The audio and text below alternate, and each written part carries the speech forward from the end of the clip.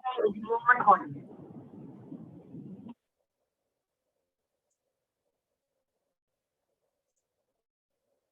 good with everybody online, Amerigo? One second, get it shared, and then I will check it with everybody. How many people do we have?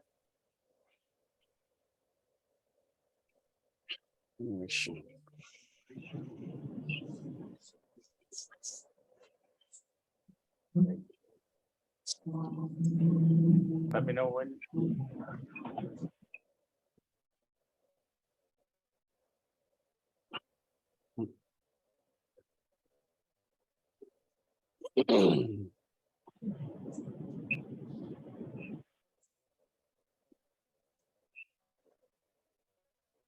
And then this is the better camera angle movement. So when you're up here, usually standing here is a little better. Okay. On the other side. Okay. Depends on people if they're right or left-handed. You see I'm more left-handed, but yeah, see, you see more left-handed folks want to do this. yeah, no, it's okay. And then the I'll- right-handed folks want to do this. So you'll have to be ambidextrous. I am ambidextrous. If I have to be. All right. Welcome, everyone, to the November ACEC City of Phoenix Liaison. This month, November is the DC, well, I'll let you do the official announcement of Yeah. the DCM Yes. again, but it was PPD last year when we had this presentation. Now we're back to design and construction management again. So we have Ruben Lawley as our presenter. We'll give a little introduction in a minute. Before we give his introduction, why don't we start with introductions of the folks here? Do we need to pass around the mic, do you think? Or, okay, that will. Russell Moore with Horrocks Engineers. Greg Creaser with Speeding Associates. Scott Sales with WSP. Eric Broberg, City of Phoenix. Aaron Gosley, Contour Engineers. CG Olson. Bruce K, DDO and more. Jason Simmers, Dibble. Adam Larson with Olson. Mr. Haggerty. Greg Haggerty, Dibble. Mario Brown, City of Phoenix. Chintan Javeri, Trace Consulting. Miguel Aceves with AECOM. Todd Sensimino, Wilson and Company. And I am Chuck Christensen with Wood Patel. So again, thank you everyone for coming to this presentation. It's always a very highly attended presentation with DCM. They have a lot of, and I sent Ruben an email. I had the opportunity to get to talk to Ruben and Mario and Letitia last week. And I sent them an email back and I said, you know, DCM is really where the rubber hits the road. You know, you got a lot of departments that are busy and a lot of departments doing a lot of stuff, but when, you know, the construction guys and where the rubber hits the road is in DCM. So we're really happy to have your presentation today. Ruben, you started your career on the construction side, you said.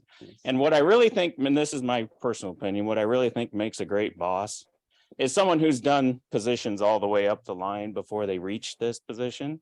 So Ruben has started inspection materials and then went to aviation and a total of 18 years at the city. So I really think Ruben is going to be an excellent representative of the city of Phoenix, and we're happy to have your presentation. I'll let you give a little bit more of an introduction to yourself since this is your first presentation with ACEC. So with that, we'll turn it over to Ruben to present on DCM. So thank you, Ruben. Good. Thank you. Yeah, have this mic. Thank you for having us and, you know, giving us the opportunity to share, you know, what we do at now DCM. It used to be Planning and Programming Division.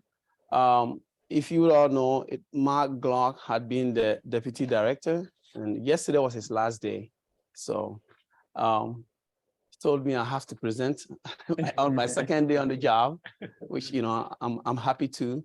Our division is now Design and Construction, but it's called Design and Construction, but we also do programming. About myself, yes, as Chuck said, I've been with the city for this is my 19th year, so I would say 18 plus. I started as a senior construction inspector. I had moved from, you know, Ghana to the US for school, and as I was working, I was schooling, so I worked up my way to get a master's degree from ASU in construction, in civil engineering, actually. My area that I focused on was materials, pavement design, and the pavement management.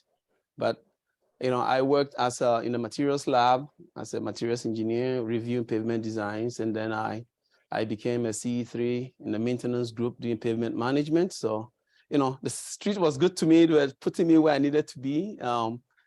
It was when I was there that they converted most of the delivery methods for maintenance from low bid to JOC. So I was heavily involved in that transfer or transformation. Then I went to aviation for 3 years. I was part of the SkyTrain as a civil PM. I was part of taxiway D construction at Deer Valley, transition apron at Terminal 3 Sky Harbor, actually the T3 North apron project, and then also T2 demolition project. In 3 years, I was part of all this. I was the PM for it until I left. Back to street transportation department as a special projects administrator to help move the accelerated pavement maintenance program, $250 million. They wanted us to spend it in 5 years, but I think the money is almost all gone. So I came to help move that project forward. As part of it, we developed the cool pavement program that is now, I call it legendary because everybody's calling us from all around the world wanting to know about it. And also we're able to implement recycled asphalt pavement as part of our program. We actually use recycled asphalt in our slurry seals and micro seals. Then I got moved over to PPD, now DCM, as a special project administrator over construction. So over there, I worked with Mario, who did design, Leticia, who did planning and programming.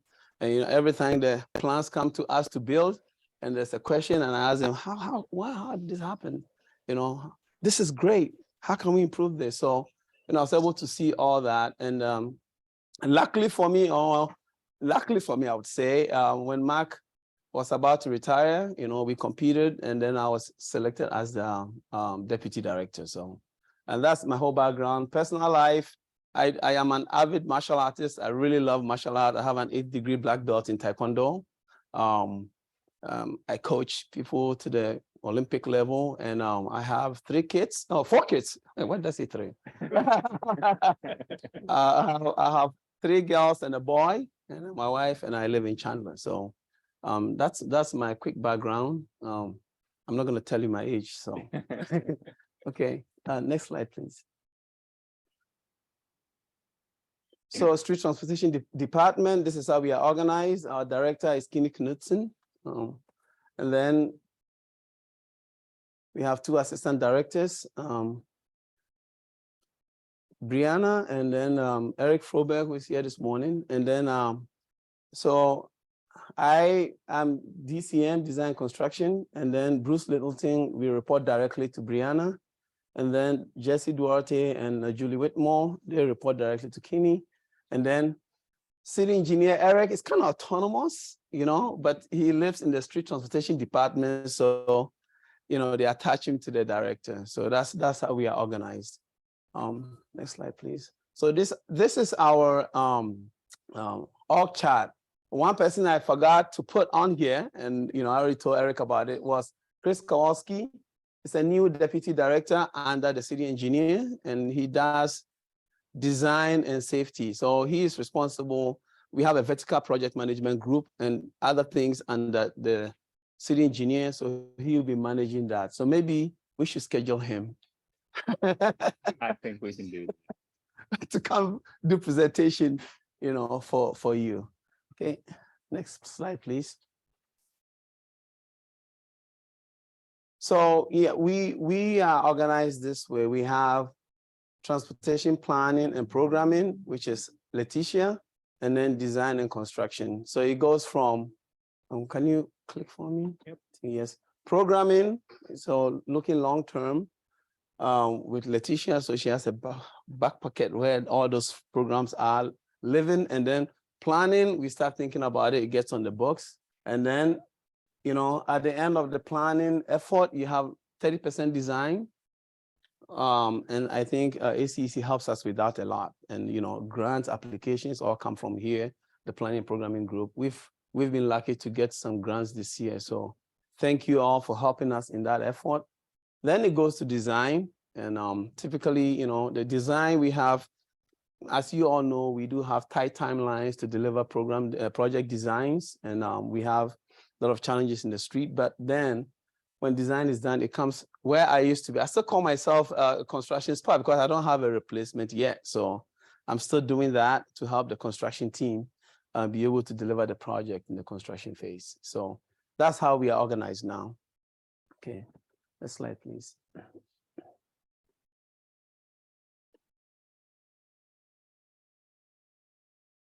Okay, so these are the major projects we are currently working on, or typically we are working on active transportation and micromobility. Active transportation, so as you know, we do a lot of bikes, walking, trying to put other transportation modes to encourage people to walk and use the street differently other than cars. Micromobility has to do with the scooter program. I think we are currently in the process of procuring two companies, I think, to be able to serve the city, especially the downtown area. And then complete streets. So complete street, instead of when we are programming or we are doing projects, instead of just looking at a roadway, we try to put all transportation modes in the walking, biking, and all the other form of transportation, in our projects. Mobility areas, T2050 mobility areas is where we do assessment of areas to see where there is a limited infrastructure for sidewalks and ramps, and we try and go and put in ramps to complete, to help people move from one place to the other. So those are our T2050 mobility projects. And then design and planning guidelines. We have something called AP 155. That's our design guidelines. We just recently updated that. We have a link to it. Hopefully Mario's team has shared it with all the consultants, and you're able to use that to help move projects forward. These are some specific projects that we are currently undergoing. The TSMC, the microchip project, we built about 3 miles of roadway to help facilitate the operations over there, since it's projected to be an economic engine, in the valley. Pinnacle Peak Road is currently under construction. Lots of challenges, but we are working through it. It's exciting. It's exciting when you have challenges in the construction phase, but it's more exciting when you get over it and be able to minimize change orders. 3rd and 5th Avenue projects, we finished the south side. I think the north side of it is currently about to go into construction, and hopefully we can start construction on that side soon. 3rd Street project was also doing retrofits over 2.5 miles in the middle of the city. It's quite challenging, and we delivered it with a low bid. I don't know if that was the best approach, but it had a lot of challenges, but we were able to finish. We've reached substantial completion on that project. So Happy Valley Road is currently in design. Grand Canal and Western Canal, they are in design. I think Grand Canal Phase 3 is about to go into construction. So that was a CMA, which is a great idea for this project. 56th Street is also still in design. We just started design. We hope to finish next year. 35th Avenue Build Grant, that's also in design. That's a big from, I think, the I-10 to Camelback. And then 13th Street, we are about to go on construction on that. It's 13th Street, south of Van Buren. So it's a small GOC project. Next slide, please. So these are upcoming opportunities. It has a lot of acronyms on there. The planning stage, this is a project that's in the planning stages. So, CMAQ early dust proofing. I think CMAQ is congestion mitigation and air quality. And then, SMO grants. This has to do with fiber projects. Okay. And then we have earmarks, 32nd Street and Thomas. That's coming up. Chrissy grant is for the railroad.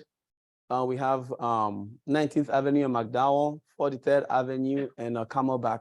We have other railroad projects that are currently either being bid or in construction. So, and then we have the raise grant reimagine. This is the bridge project that I think the transportation secretary came to the valley recently to, present with Kinney. So these are upcoming opportunities for us. So the raise grant, I think the grant phase is over.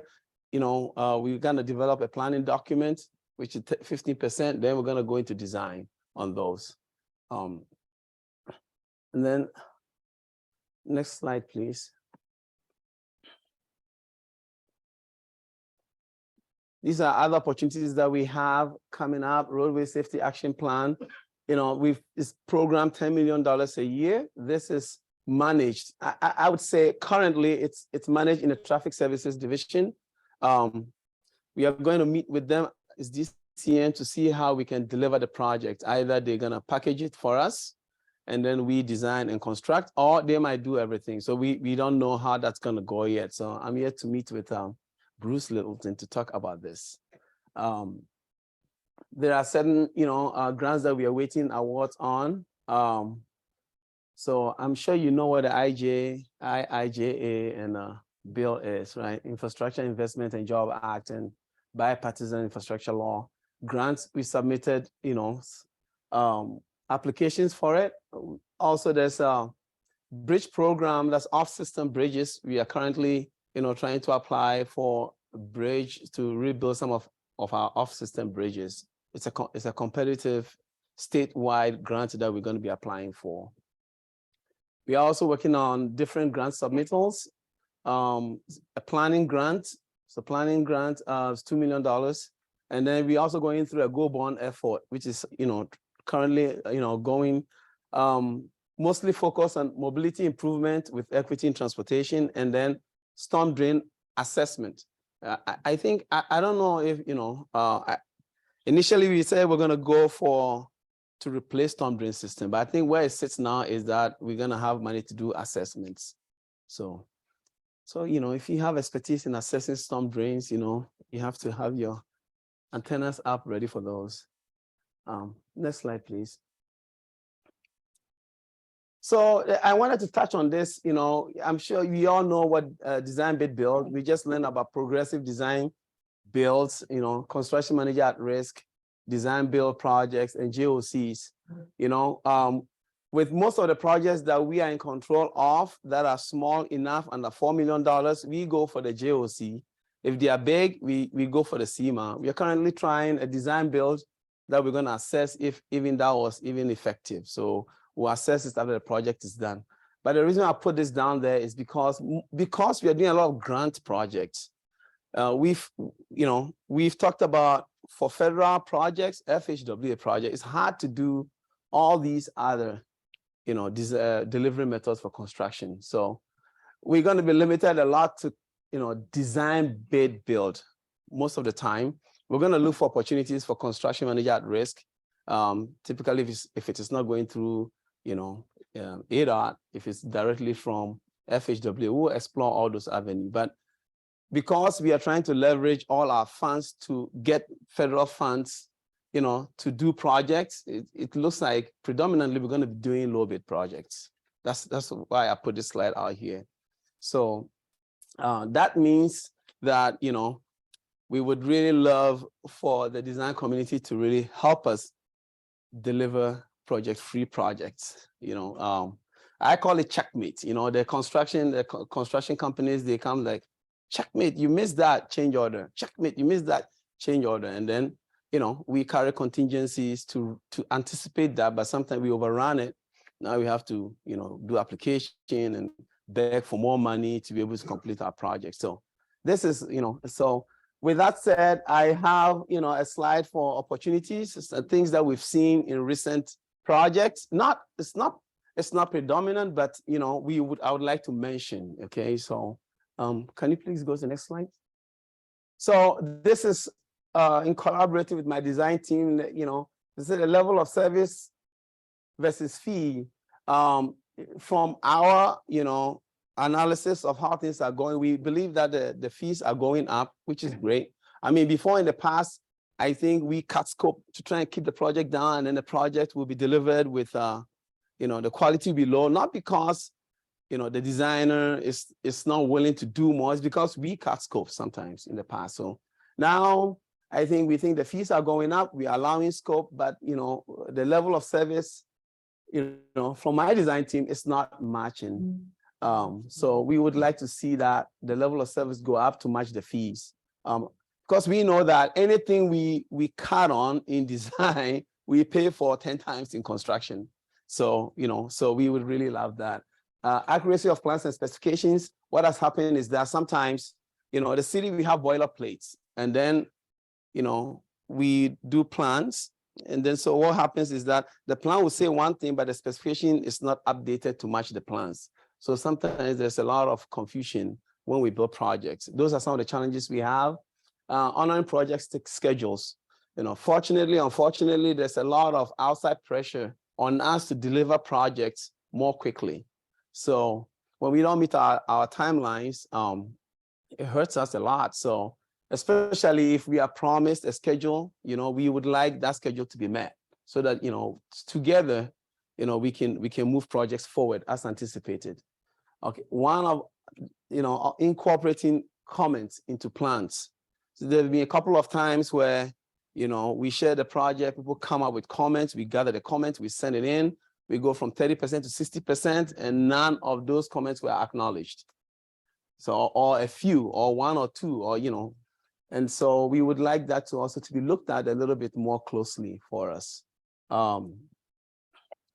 Identifying real estate needs.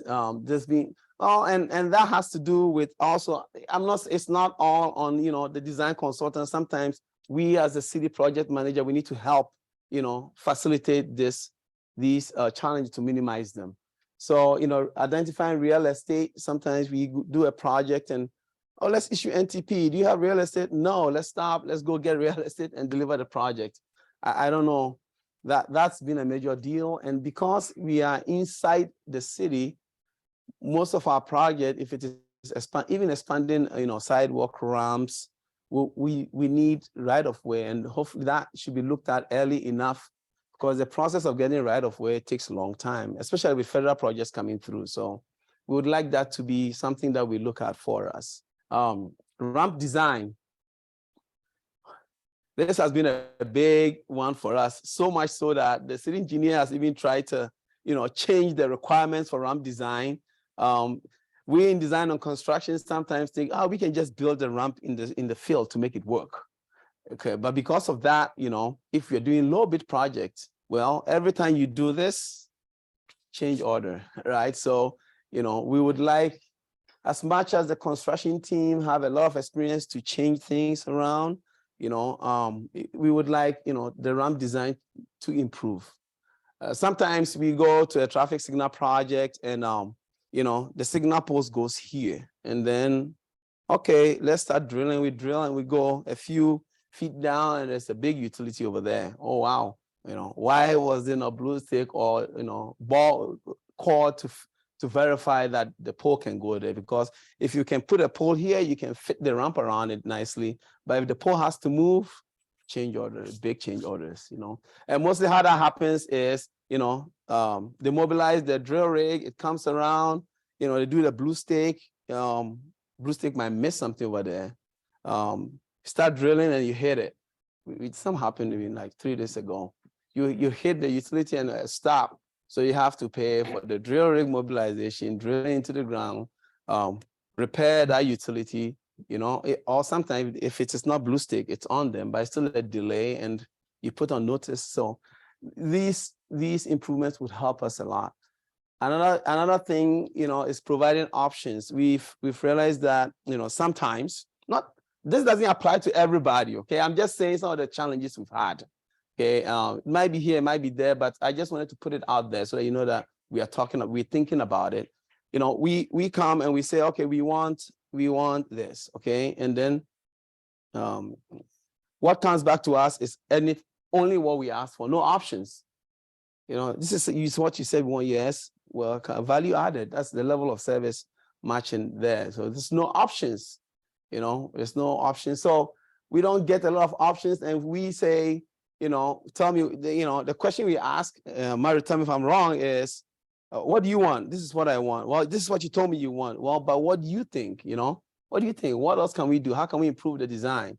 That service, we would like more of that value added, so that when we go into construction, we are confident, because it really hurts me when I get change order notices. Really. I'm saying this because I was in the construction phase and I got all those notices, so these are opportunities that I would like you to think about a little bit when you get our projects. If you scope the project, yes, we have to negotiate, we have to bring money, you have to bring the price down, but hopefully we don't negotiate quality out of the design, so because we still want quality design, so these are the opportunities that we think we wanted to talk about today. So next slide, please. So I'd like to give kudos to Letitia, who is not here this morning, but Letitia and her consultants work hard to give us the raise grant for the bridge we got recently, $25 million. And then also the Chrissy grant. The Chrissy grant is for the railroad projects. So I bet it was, I don't understand what it took to get it, but it looks like that was a great effort. And because I was only working construction, so now, but thanks to ACEC for helping, Letitia and the city of Phoenix get these grants. So this is equivalent to jobs, so that's great. I also want to congratulate Mario, give him kudos for the TSMC project. I think the roadway aspect of it, the infrastructure aspect of it is we've substantial completion, right? We've reached substantial completion. So that was also a fast moving project. So thank you to the consultants and to the contractors. That was a CMA, right? That was a CMA. So that helped us a lot. I wouldn't want that project to be a low bid in any way. And then 7th Street Bridge, I think we got an APWA award. If the 7th Street Bridge that caught on fire last year, and between 6 months, it was reconstructed, the portion that caught on fire. We got an award. Of course, the city got it, but as you all know, it took ACEC's partnership and the construction companies and our design team and our project staff to make sure that we have success. And FHWA, we did a lot of abnormal things, do it first and apply for it, but make sure you're doing it right, So, so I just wanted to give, and kudos, this was, Mark Glock led this effort. We're all a little bit part of it, but he led this effort. So he's gone, but I, want to give him the kudos for that work. And, he did a great job on that too. So next slide, please. So I think I'll be glad to answer any questions that you might have. So this is us. This is Letitia, programming. If you're good and if you are interested, not good, you are all good. Okay. If you're interested in writing PAs and doing planning project planning for us, Letitia will be the point of contact. If the planning is done and the design comes out, if you want to, participate in that, Mario will be the one. Construction, normally I would say if you have a CM firm, you do construction, but we have a lot of inspectors. So I wouldn't anticipate us needing that now. So because we have a lot of inspectors. But also we have project managers that are, it's beginning to hit us that are leaving. So we have Chris Mano, who was great for us. He left, he went to North Carolina. I just heard this morning that one of our other PMs is going to be leaving. So what we want is staff augmentation. So if you have, anybody that can come sit in our building and deliver projects for us, the value you get from that is that even if we have them for 2 years, by the time they leave, they know everything that they need to have for you to win design projects. That to be the value there. So it's an investment. Okay, so we want 1 or 2 project managers, full-time, City of Phoenix, work directly with Mario and Letitia to just bring the projects to construction. So if you have the opportunity, we will gladly take it. So thank you very much. That's all I have. If you have anything, any questions, I'll be willing to answer. What a great presentation. Thank you, Ruben. So I know there's going to be some questions. I have one for sure. But let me go back to this slide here, and I just want to thank you, Ruben, for bringing this up and for having this conversation with this group of people, because it's really important. And that I wish we could cut that segment of the video out and just show it to everybody in ACEC and just let us, you know, because you guys struggle with stuff and we can help with that. And I think we can do a better job in a lot of areas to help the city of Phoenix out. So any questions for Ruben? CG. Ruben, you mentioned staff augmentation. Is that something that you're going to advertise and select, or how do you anticipate?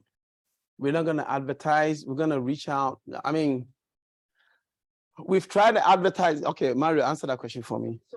Hold on 1 second, Mario. Let me get to the microphone. Good morning, Mario Brown, City of Phoenix.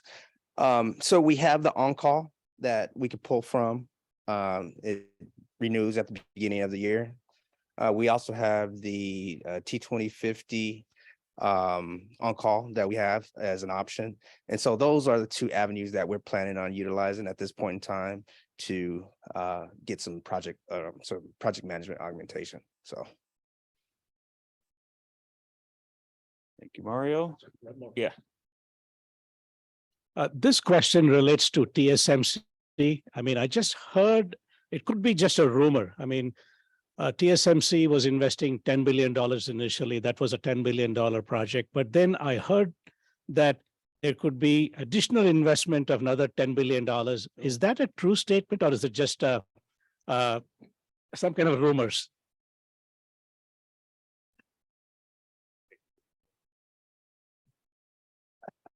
Good question. I think that's partly a rumor because the number is actually $16 billion. So there right now, Fab 1 is about a $16 billion investment, and each subsequent fab is going to be at least that amount, right? With cost escalations, you know, who knows what it'll be. But the way that they currently have it set up, and we've set them up, is that they'll be able to have up to 6 fabs out there, right? So right now they're getting number 1, they're getting close. There's a couple ceremonies coming up of tool, you know, like their first tool in and topping out and all of those things. So they're getting close on fab number 1. But first we're going to try to do fabs 1 and 2 at the same time. And they realize, all right, that's a lot to bite off, right? Let's get fab 1 up and running.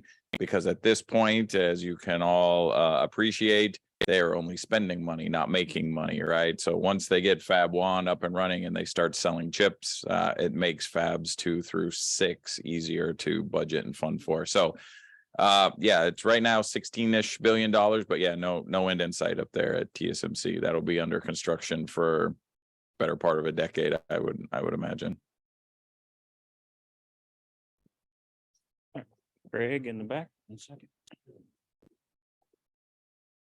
Greg Haggerty, Dibble.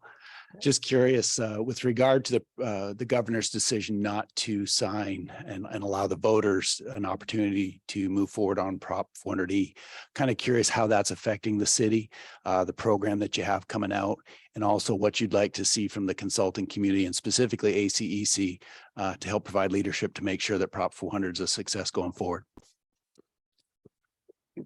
Eric, come stand here with me. Hold on. So I think obviously all our programs, upcoming opportunity, has not included, you know, Prop 404E. I'm sure if we had included it in it, the program would be a lot bigger, right? So that's, you know, what I can say how it will affect us, our long-term planning for projects. But, you know, Eric might have more insight into this than me. No, so Ruben, you have it right. So the decision to not allow 400E to move ahead at this point to the voters was discouraging, but mostly kind of, I think, from the political side of it. I think there's a lot of political background to that. I don't want to get into any of that. But because the current Prop 400 doesn't expire for another year plus, there is another opportunity for it to go to the voters before there would be a gap in funding. So And I think that was part of the calculation when the governor decided to not allow it. He's going to allow the next governor to make that decision. But at this point, while disappointing, I don't think it's catastrophic to anything at this point, right? If it gets on the ballot next year and passes, it will, kind of no harm, no foul at that point. But closely watching, and the elected officials within the city of Phoenix and kind of within the region they will start ramping up the pressure on the next governor to make sure that the next governor considers it a little more positively. So what you can do probably will be to add to that pressure for us. Any other question? One quick question. As far as, so we're coming out and it seems like inflationary times are reducing somewhat. Are you guys seeing anything on the bid side? I know you're mostly low bid.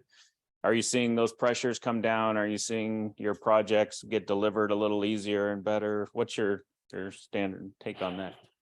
Well, we haven't bid any projects. Projects are bidding. The last project we bid, nobody bid on it. So we had to go back and rebid it. So we've got a lot of cost escalations that came in that we analyzed and we approved. We haven't seen any cost reduction proposals coming in yet. But we're anticipating that that's going to happen in our new projects. We also use the ADOT index for anticipating what's happening. And so we're encouraged by that. But in terms of our projects, the good thing is that we are no longer getting cost escalations coming in. So that's good. Hopefully when new projects bid, we would get it less than engineers estimate. That would help us, because we have to build these projects. We have to kill one project to do the other one. So hopefully we'll be able to recoup some of the money. So to answer your question, I think, yes, I would say we are seeing it happening because the cost escalation letters are no longer coming. So that's a good thing. And hopefully that would continue. Thank you. Any other questions for Ruben? With that, all right. Thank you, Ruben. Again, appreciate the presentation. And BCM is in good hands. And by the way, don't get on his bad side, right? Because he'll take that 8th degree black belt and take you out back. So before we get out of here, let's have some announcements. Eric, do you have? I do. So first wanted to thank Ruben. DCM is a very important part of the street transportation department and the city overall. They have the opportunity to pay the bills on both sides, right? They get to pay the consultants up front to design it, and then they also get to pay the contractors on the other side to actually build it. So very important part. I know great team down there with Mario and Leticia and now Ruben leading the charge down there. He had the opportunity, as all three of them did, to learn from Mark and kind of understand what some of the challenges are. And moving forward, a few things that I noticed during his presentation. Yes, it was my fault about the ramp design and moving that way. If you saw the updates to the city supplements to the city standard details, supplements to MAG, I got to the point where, and maybe this was the long-term consultant in me, I kind of got annoyed that we were allowing contractors to field fit sidewalk ramps. And in fact, today, we all have internally a ADA training. It's a 6-hour-long training, so that'll be exciting. But we have that training, but I wanted to have the ramps designed, not just field fit, right? So that's kind of that one's on me a little bit, but I'm all the faith in the world in Ruben and Mario and Leticia to continue forward. So thank you, Ruben, for coming today. Also, I was getting texts. Brianna tried to make it to support Ruben. She was complaining the whole time about the traffic on the street. And I said, well, you're in streets, so go ahead and try to fix that. It kind of seems like she created that problem for herself. So no sympathy there. All right, and Ruben gave you a few of the upcoming streets projects, a few more that are coming up in the next month. Both are for aviation. One is Sky Harbor Terminal 3 North Concourse Package 1, which is relocating Airline 1 cargo facilities and bus service. And the other one is Sky Harbor T3 Package 3, which is the new passenger concourse with aircraft apron and passenger connector. So there you go. If you got some aviation experience, a couple projects coming out. So with that, I will hand it back over. And from ACEC, is Justin on? Do we have any announcements from ACEC? Perfect. So thank you very much. Appreciate. One of the things that ACEC is doing is trying to work on our workforce. Best way to do that based on the input from our 4 universities here in the state is to engage in middle schools. Because if a young man or woman doesn't have an introduction to engineering by the time they're in 9th grade, they're not coming this way. Because math and science path is pretty much determined. So as a, excuse me, as an organization, we are stepping in to try to make sure that these young kids have been introduced to engineering and have a path to it. One of the fantastic ways to do that is engage with a program called the Future City Competition. It's where middle school kids are introduced to getting in and having a chance to design their own city of the future with a rubric that's put in place, but it's a competition. The kids are excited about coming in. They write an essay, they build a model of their city, and then they come in and they put a presentation, a verbal presentation in front of a panel of people, and they ask some Q&A. I am asking you today to reach into your organization, find a half a dozen people that will go to that Future Cities website. ACEC just sent an email yesterday. Go to that ACEC website, sign up to judge in that competition. It'll take 3 or 4 hours. Again, you might be doing some essays, you might be doing a little bit of model judging down at the bar library, or you might be in front of some kids that are presenting, but sign up today. We need 80 judges minimum. And ACEC is going to work with you today to make sure we hit that goal and bring more than 80 judges to make sure that those kids have a good start. Appreciate your effort, appreciate your support. Thank you, Greg. I really appreciate your efforts on the education front. If you were at the Roads and Streets Conference and were able to attend the education, it was very good, very well done. So we're excited to have that, reaching out to the middle school kids and getting those guys interested in engineering, because we all know we've got a shortage coming of young engineers. So anything else, Amerigo? Please note, get your LEAP applications in. I know, oddly enough, the website says 2023 LEAP. Please disregard that. We just transitioned to a new platform, and when they copied it over, apparently they were 1 year ahead. So that is the application for this year. It will say 2022 shortly. Great. And then, so this is our last City of Phoenix for the year. We don't meet in because of the holidays at the end of the December. So our next presentation will be aviation on January 24th. Please attend that. That will be great to have Chad or a representative from aviation. We know how busy they are. So the other one that we mentioned last month was the ACEC East Valley Liaison is coming back. So Gilbert is the first up. So town of Gilbert, please come out to Gilbert. It'll be at the 775 Greenfield, the Southeast Library. There'll be an announcement coming up. Please come and attend out at Gilbert. Even the City of Phoenix folks, come out and attend out at Gilbert and watch Dave Fabiano give a great presentation. And we need your support in that East Valley ACEC as well, because it's, if only 2 or 3 people show up, well, it probably won't last very long. So let's get everybody out there to Gilbert at the January 26th. And thank you all for attending, and we'll see you in January. Yep. Thank you very much, Ruben.